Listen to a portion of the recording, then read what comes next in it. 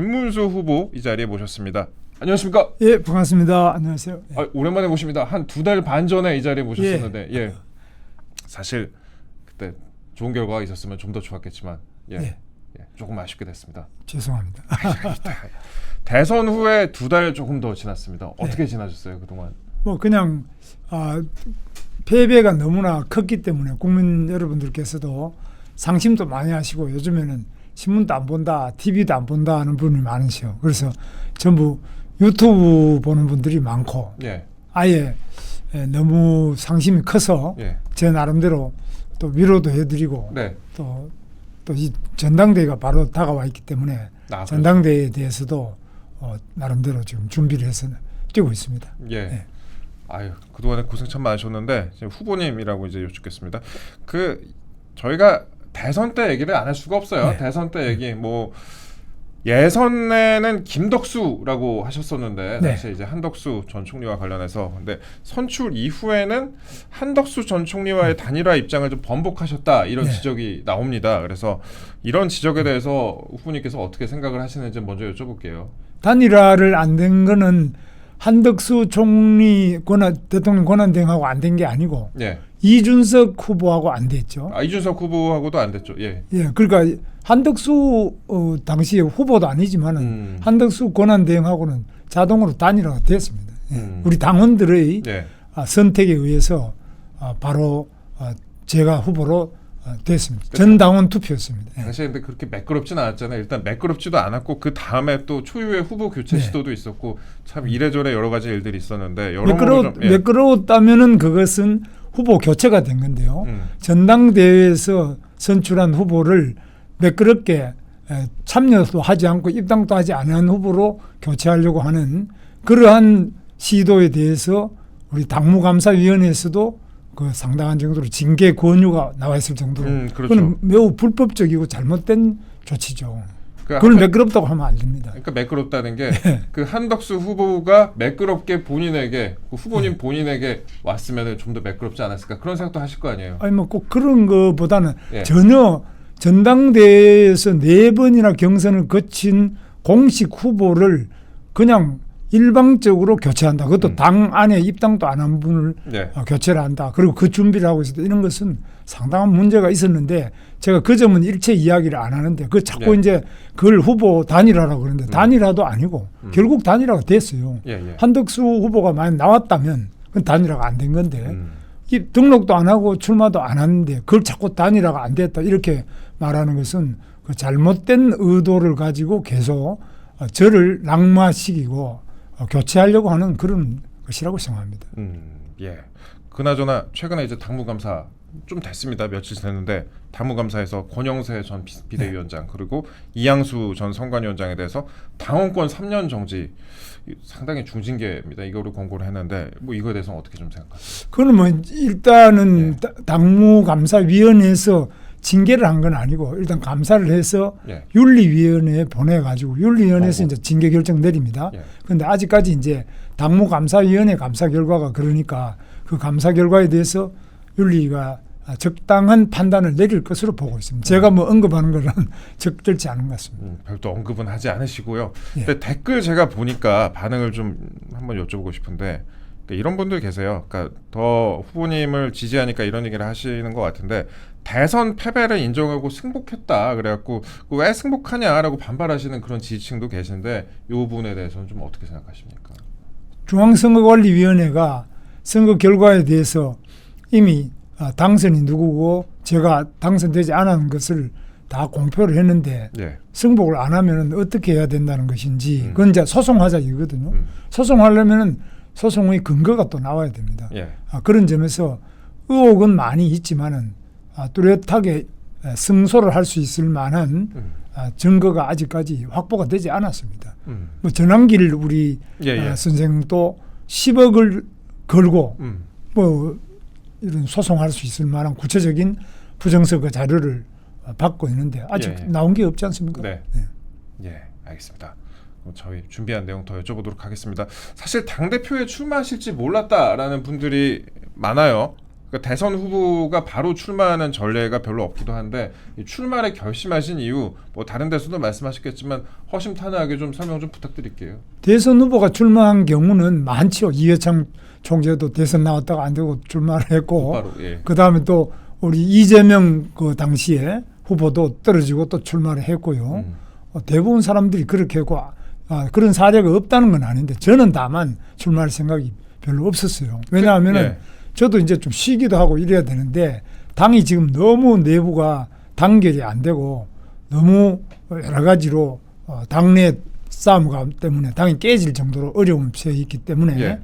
제가 불가피하게 당의 단합을 위해서 그리고 우리 내부 총질을 하는 것이 아니라 예. 지금은 떨어졌지만은 더불어민주당 이재명 대통령은 사실 범죄자인데 재판을 중지하고 5개나 되는 재판을 중지하고 예, 예. 지금 또 뭐 여러 가지 이준석 그 법사위원장 문제라든지 그렇죠. 정청래도 또 마찬가지로 그런 분들은 극자 테러리스트 아닙니까? 그래서 이런 너무너무 많은 문제를 안고 있는 당 대표 된 정청래 이런 사람들이 우리 당을 해체하겠다는 거 아닙니까? 네. 그러면 이런 범죄자 상당히 문제 많은 극자 테러리스트 또 불법 주식 차명 투자 이런 거 하는 사람들을 우리가 그쪽하고 싸워야 되는데 그쪽 싸움은 안 하고 네. 우리 내부 총질만 계속하니까 지금 이렇게 해서는 대한민국 민주주의가 무너지고 완전히 일당 총통 독재로 흘러가서 네. 국민들한테 자유도 없고 말할 수 있는 언론의 자유도 없어지겠다. 또 방송법 같은 경우도 좀 완전히 일방적으로 방송 장악법 예. 법 3개를 통과시켰지 않습니까? 네. 이런 것들에 대해서 우리가 대처하려면 강력한 대여 투쟁을 할 수 있는 단합된 힘이 필요하다. 그래서 제가 불가피하게 나서게 됐습니다. 그러면 저희가 끝부분에 여쭤보려고 그랬었는데 극자 테러리스트라고 이제 말씀을 하시니까 그래도 제가 좀 더 여쭤볼게요. 그 정청래 대표가 지금 이제 민주당 신임희 대표가 국힘 정당 해산 못할 거 없다. 뭐 10번 100번 못할 거 없다. 악수는 사람하고 하는 것이다 라고 얘기를 했습니다. 강경한 발언 굉장히 쏟아내고 있는데 만약에 당대표가 되시면은 어떤 식으로 대응을 하실 수가 있겠습니까? 지금 소수당이잖아요. 그러니까 정청래 예. 더불어민주당 대표는 아시는 것처럼 예. 건국대에서 전국 주체사상 김일성주의자들의 학생운동에서 또 그때도 수백 명이 감옥 네. 갔다 왔고요. 감옥 갔다가 나온 다음에 다시 또 주한 미국 대사 그레그 대사가 있습니다. 예. 그레그 대사의 관저 덕수궁 옆에 있는 그렇죠. 그 높은 담벼락을 뛰어넘어 들어가서 사과탄을 6개는 터뜨리고 또 신나를 뿌려가지고 불을 지르려고 해서 그레그 대사가 놀라서 옆집으로 피신을 하는 네. 이런 사람인데 그래서 또 감옥을 또 2년 살고 나왔습니다. 이런 사람이 극자 테러리스트지 우리 당에 누가 있습니까? 그래도 이 사람들은 정말 내로남불이 도를 넘어서 자기들이 극자 테러리스트인데 지금 거꾸로 우리 보고 극우다 이렇게 말하는데 그건 전혀 맞지 않죠. 알겠습니다. 후보님 네. 가끔 이 정면 카메라 좀 봐주시면 좋겠다고 저희 이 PD가 카메라가 아닙니까? 2개 다 봐주시면 좋겠습니다. 그렇습니까? 더 이렇게 더 잘생기게 나온다 그래갖고요. 예. 그러면 이제 다시 또 앞으로 좀 돌아서 말씀 좀 여쭤보면은 김문수 한동훈은 출마하면 안 된다라는 얘기도 당내에서 한때 있었잖아요. 그 지금 이제 전당대회 시즌이 시작되기 전에 한동훈 전 대표는 불출마를 했습니다. 뭐 이런 주장, 그러니까 김문수 한동훈은 출마하면 안 된다라는 그런 주장이나 그다음에 한동훈 전 대표의 불출마에 대해서 좀 어떻게 평가를 하세요? 한동훈 후보가 불출마한 것은 나름대로 또 생각이 있겠습니다만도 저도 막 그런 불출마하는 게 좋지 않느냐. 저도 불출마할 수만 있었으면 좋았겠습니다. 그런데 지금 당이 이렇게 나눠져가 누가 그럼 이걸 봉합을 시킬 수 있느냐. 그리고 또 누가 지금 이재명 정권, 이 총통 독재 정권하고 누가 맞서서 제대로 싸워서 우리나라 민주주의를 지킬 수 있느냐. 특히 지금 국민의힘의 의석이 107석밖에 안 되잖아요. 그렇죠. 예. 그 107석밖에 안 되는데 여기에서 혁신이라는 이름 아래 계속 이 사람 내보내자 저 사람 내보내자 이렇게 제가 세어보니까 약 한 40여 명 이상을 내보내야 되는데 예. 그 40여 명 이상을 내보내고 나면은 남은 국회의원이 60여 명밖에 안 되더라고요. 네, 62명 정도 예, 62명밖에 안 남으면 이걸 가지고 어떻게 개헌을 막을 수 없잖아요. 그런데 이재명 대통령은 지금 재판을 5개 하고 있는데 대통령직에 있을 동안에는 재판을 안 할 수 있지만 대통령직을 끝나면은 다시 재판받아서 감옥 가는 거는 100% 확실하지 않습니까? 그러니까 본인이 감옥 안 가기 위해서도 다시 4년 중임제 연임, 4년 연임제 개헌을 하자 이렇게 해서 그게 지난번 공약입니다. 네. 그러면 개헌을 막으려면 국회의원 100명 이상은 있어야 되는데 이 사람 저 사람 혁신한다고 다 내보내고 나면 누가 개헌을 막겠습니까? 그래서 우리 국민의힘이 바로 자유민주주의 헌법체제를 지키고 장기 집권을 막을 수 있는 유일한 야당이 바로 국민의힘 아니냐. 우리 네. 당이 이 전부 다 혁신이라는 이름으로 다 내보내서 개헌 저지선이 무너지는 것은 우리 민주주의의 큰 위기라고 봐서 제가 일단은 이걸 봉합하고 화합을 해야 해서 개헌 저지선을 유지를 해야 되겠다 이런 생각에서 나오게 된 겁니다. 그 개헌 저지선 유지를 해야겠다 이렇게 말씀하셨는데 아까 이제 말씀하신 부분하고 이제 일맥상통하는 부분인데 조경태 의원이요. 그러니까 이번에 경쟁 후보죠. 조경태 의원이 특검 수사 대상 의원들 당 떠나라라고 하고 있습니다. 45명 정도가 인적 청산 대상이 된다는 것 같은데, 그러니까 아까 이제 말씀하신 대로 그러면은 한 62명 정도밖에 남지 않게 되거든요. 그럼 만약에 당 대표가 되셨을 때 당의 화합을 그러면은 어떤 식으로 가져갈 수 있을지 이미 지금 45명 나가라 이렇게 얘기를 하고 있고 당 내에서도 지금 굉장히 계파별로 분열이 좀 심각하잖아요. 예. 그런데 제가 이제 당을 오래 해봤습니다만은. 누구 보고 나가라 그러면 네. 그 사람이 그냥 아이고 그래 알겠습니다 나가겠습니다 이럴 사람이 별로 없어요.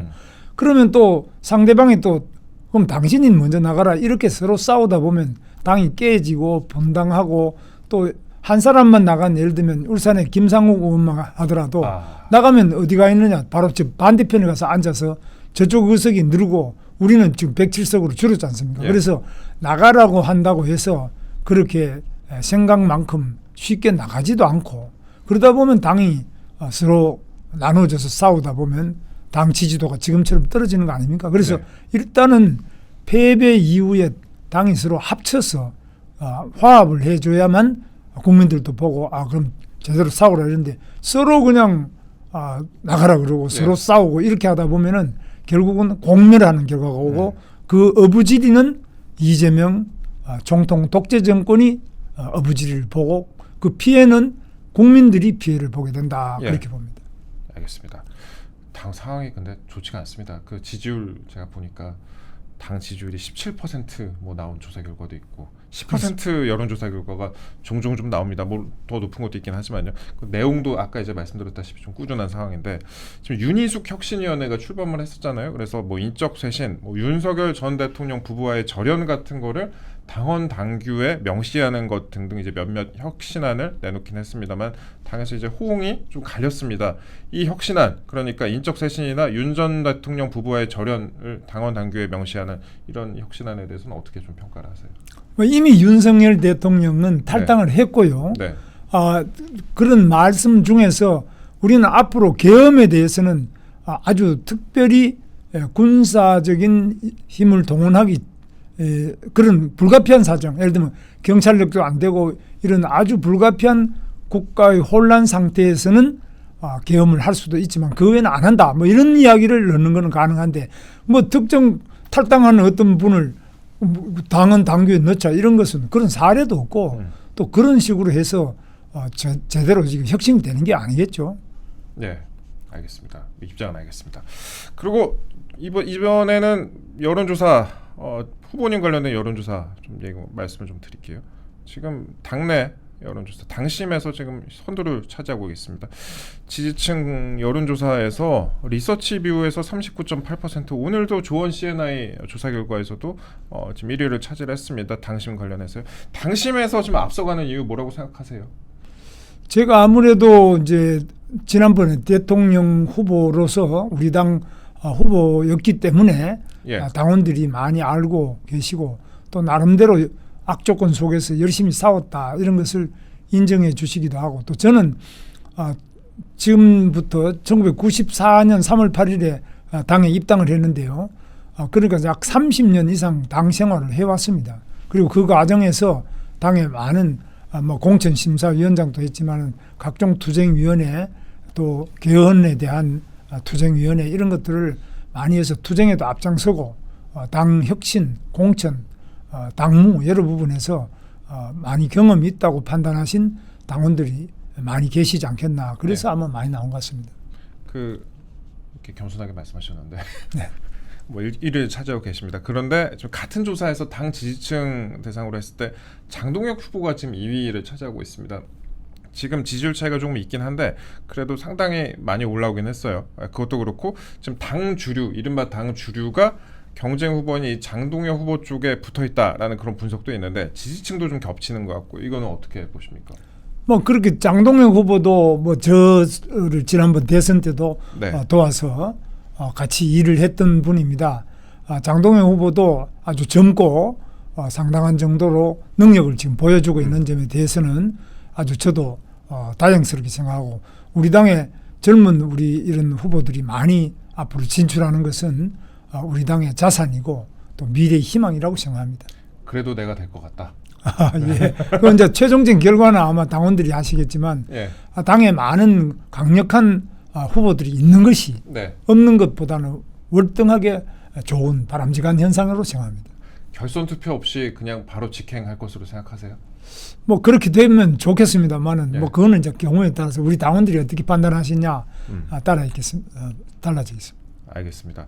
그리고 제가 이제 이 말씀도 여쭤볼게요. 정치라는 게 결국 이제 프레임이 상당히 중요한데 지금 요즘 어쩌다 이제 국힘 일각에서 극우라는 프레임이 생성이 됐습니다. 아까도 잠깐 언급을 하셨는데 언론도 이제 프레임이 생성되면은 그 프레임으로 다루는 경우가 많거든요. 이 극우 논란에 대해서 어떻게 보세요? 그건 이제 극좌들이 붙인 프레임인데요. 극자들이 예를 들면 정청래 더불어민주당 대표 같은 분이 네. 우리나라의 주한 미국 대사관에서 대사관도 아니고 문화원도 아니고 대사가 잠을 자는 대사관절을 담을 타놓고 들어가서 그 폭발물을 터뜨리고 신나를 들이붓고 불을 지르려고 하고 이런 것은 그 극좌 아닙니까? 그런데 그런 우리 당에 극우가 누가 있습니까? 누가 그런 폭력을 행사하고 누가 그렇게 한미 동맹을 근본적으로 부정하면서 폭력적인 방식으로 또 불 지르는 방식으로 폭탄을 터뜨리는 방식으로 이렇게 한 사람이 누가 있습니까? 그러니까 더불어민주당 정청래 대표를 비롯해서 김민석 총리나 이런 사람들이 바로 극좌 테러리스트 중에 한 사람들 아닙니까? 네. 극좌 테러리스트. 이걸로 제목 잡아야 될 것 같은데 그 전한길 강사 입당을 두고도 당 안팎에서 논란이 좀 있었잖아요. 지금까지도 좀 계속되는 것 같은데 전한길 강사에 대해서 이제 후보님께서는 그냥 학원 강사다. 수류탄 던지고 신업 뿌리고 뭐 이런 일도 없다라고 말씀하셨다. 이제 방금 말씀하신 내용하고 좀 일맥상통하는 부분인 것 같은데 근데 이제 전한길 강사 유튜브 출연은 또 하지 않으셨습니다. 그리고 그냥 강사라고 하기에는 지금 보수에서 영향력도 좀 상당한 것 같은데 전한길 선생님에 대해서는 좀 어떻게 판단을 하세요? 강사는 이제 일타 강사죠. 뭐 상당히 네. 인기도 있고 소득도 많았던 분인 것 같아서 그래서 부정선거 증거를 가져오면 뭐 10억을 내놓겠다 이렇게 현상 공모도 했지 않습니까? 그래서 단순한 막 강사라기보다는 인기 있는 일타 강사인데 지난번에 우리 탄핵 자체가 이거 부당하지 않느냐 이렇게 해서 상당한 정도로 많은 분들의 관심을 끌었는데 지금 본인이 뭐 그렇다고 해서 그걸 극우라고 하기에는 그분이 무슨 뭐 돌멩이 하나 던진 것도 없지 않습니까? 근데 그런 사람 보고 극우다 이렇게 하는 거는 좀 말이 안 맞죠. 지금 그런데 이제 보수에서의 영향력도 상당하긴 하잖아요. 유튜브도 만들긴 했고 그 유튜브 출연은 안 하세요? 전번에 출연을 했습니다. 제가 유튜브에 나가기도 하고 해봤는데 뭐 하여튼 상당히 열정적으로 이제 유튜브가 이렇게 조곤조곤하게 이렇게 한다기보다는 좀 뭐 굉장히 그냥 열변을 토하는 그런 유튜브였는데 저도 상당히 저렇게 열정이 많은 분이구나 이런 생각을 하면서 그렇게 출연한 적이 있습니다. 당에서의 영향력에 대해서는 우려하는 부분이 아직까지는 뭐 당에 입당을 해야 되느냐 안 해야 되느냐부터 시작해서 상당한 정도로 뭐 논란이 있는 수준이지 영향력을 확대하고 있는 중이다 이렇게는 보지 않습니다. 원래 입당하기 전에 많은 그 지지자들이 야외 집회라든지 이런 데서 있었기 때문에 영향이 좀 있겠습니다만은 입당 이후에 특별한 영향력을 높이고 있다 그렇게는 보이지 않는데요. 알겠습니다.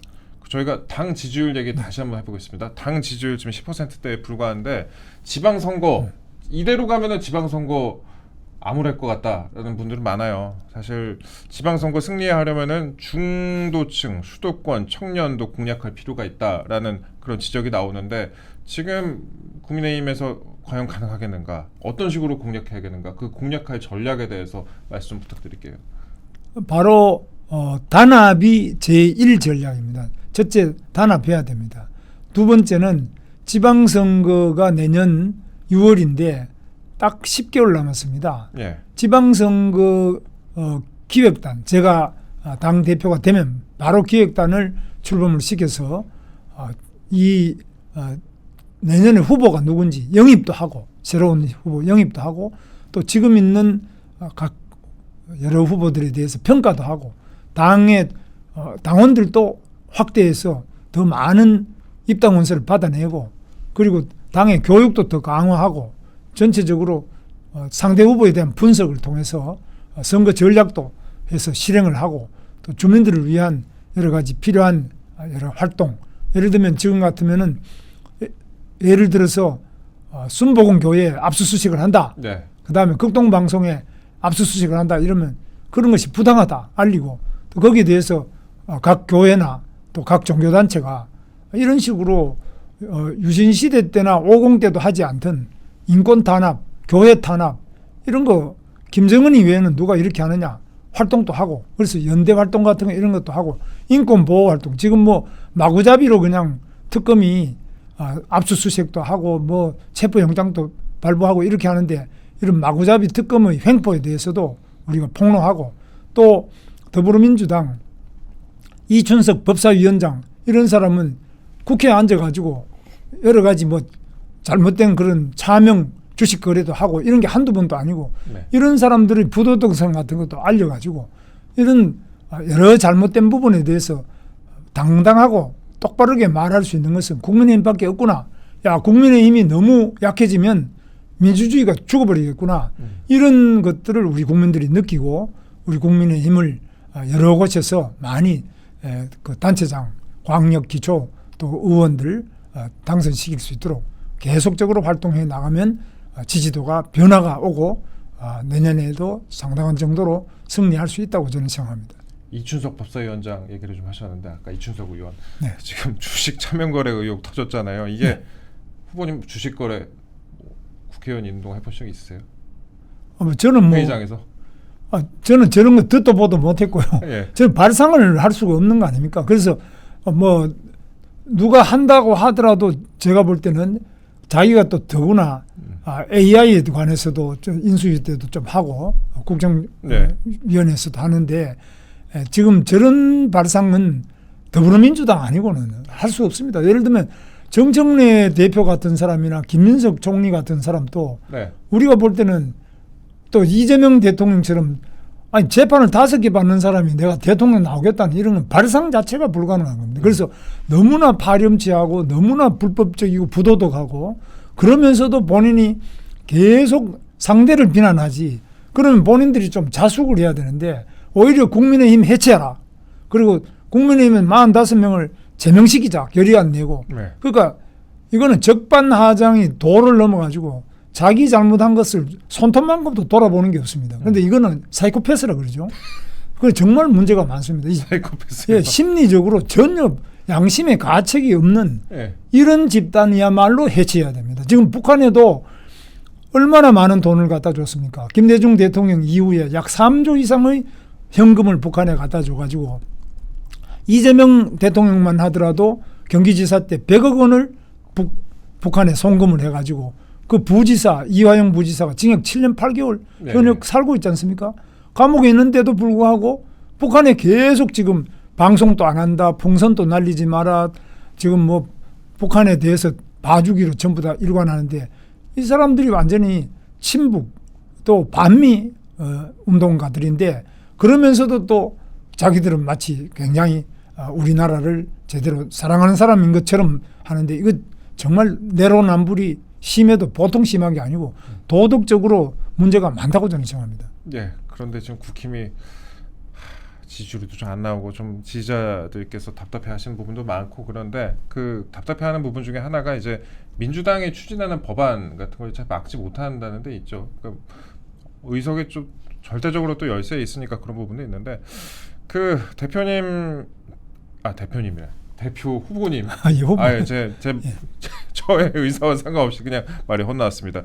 후보님께서 이제 대표가 되신다면은 그 민주당의 추진 법안 중에 이거는 꼭 막아야 된다라고 생각하시는 법안 어떤 게 있는지 그리고 그 법안에 대해서 어떤 식으로 좀 대응을 할 건지 그것도 좀 여쭤볼게요. 예. 대표적인 게 노란봉투법입니다. 네. 제가 고용노동부 장관을 해보고 또 노동운동을 했지 않습니까? 네. 이 노란봉투법은 첫째로 계약을 맺지 아니한 하청업체 노동조합도 저 원청 현대자동차 원청에 대해서 저 밑에 몇 차 하청업체 노동조합도 거기 와서 임금을 올려달라 네. 교섭을 하는 이걸 보장하고 있는데 이거는 계약법 자체 위반이고요. 우리나라 민법, 계약법 모든 법에 위배되는 정말 이거는 위헌적인 법률입니다. 또 노동조합은 불법 파업을 하더라도 손해배상을 제한하겠다 이렇게 하는데 아니 불법 파업을 하면 당연히 처벌받아야 되는데 노조라고 해서 불법을 하더라도 손해배상 청구도 못하게 하는 이런 초법적인 존재가 노조는 아니지 않습니까? 이런 법을 어떻게 발상을 했는지 저는 이해를 할 수가 없어요. 그래서 이런 법이 그동안에 많은 여러 차례 제의 요구를 해서 다 이렇게 폐기되는데 또 이것을 노조가 요청한다고 해가지고 노조의 도움으로 지난번 대통령 됐기 때문에 이 법을 우선적으로 하겠다 이래가지고 이번엔 또 강행 처리를 하려고 하는데 이것이 되면은 기업도 여기서 못하고요. 우리나라 기업만 못하고 해외 나가는 것이 아니고 주한 미국 상공회의소 암참이라고 합니다. 주한 미국 상공회의소도 이런 법이 오면은 우리도 여기서 기업할 수 없다. 그리고 주한 유럽 상공회의소가 있습니다. EU 상공회의소도 이러면은 우리는 여기서 더 이상 기업을 할 수 없다. 이렇게 모든 나라에서 이거는 상식적으로 있을 수 없는 입법을 하고 있는데 다른 기업이 다 떠나고 나면 우리 젊은이들 어디 가서 취업을 합니까? 우리 기업도 해외 나가고 외국 기업도 미국 기업, 유럽 기업 다 나가고 나면 우리나라 젊은이들은 어디 가서 취업을 해서 그냥 이재명 대통령 주는 그 푼돈 얼마 받아가지고 또 실업급여만 받아가지고 살 수 있습니까? 정말 이 심각한 문제이기 때문에 이거는 정말 기업뿐만 아니라 우리 국민들 모두 다가 들고 일어나서 반드시 막아야 될 법이 노란봉투법이다. 그런데 여기에 또 지금 민주노총 위원장 하던 김영훈 이분이 네. 고용노동부 장관 저 후임입니다. 후임. 그런데 이게 이제 지금 문제는 뭐냐면 과거에 민주노총을 했다 하더라도 좀 기업도 있어야 노조가 있지 않습니까? 그런데 기업을 다 도망가게 만들어버리는 이런 것 되면 노조도 있을 수 없죠. 기업이 커나가고 조합원이 직원이 늘어야 노동조합은 또 지금 같이 발전해 나갈 수 있는데 기업 다 죽이고 나면 노조가 어디 가서 자기 존재 기반이 없지 않습니까? 그래서 이것은 노사정 국익 모두의 해로운 악법 중의 악법이 노란봉투법이라고 봅니다. 예, 노란봉투법, 그러니까 후보님 자체가 노조 활동을 오래 하셨기 때문에 더욱더 공감하시는 바가 많을 것 같은데요. 마지막으로 하나만 여쭤볼게요. 지금 당이 내란 프레임으로 상당히 좋지가 않습니다. 아까 지지율도 좀 낮다고 말씀 좀 드렸고 앞으로도 특검 수사가 계속 이어질 것 같고 호재가 그렇게 있을 것 같지는 않은데 이런 상황에서 지금 당대표에 출마를 하셨어요. 왜 김문수가 대표가 되어야 되는지 그 마지막으로 설명 좀 부탁드릴게요. 예, 저 김문수는 더불어민주당의 이재명 가장 잘 아는 사람이 김문수입니다. 또 이재명이 그 재판이 어떤 재판이고 무슨 잘못을 하고 있고 그 사람이 어떤 생각을 하고 있는지 어떻게 나올지 저는 가장 잘 아는 후보가 김문수입니다.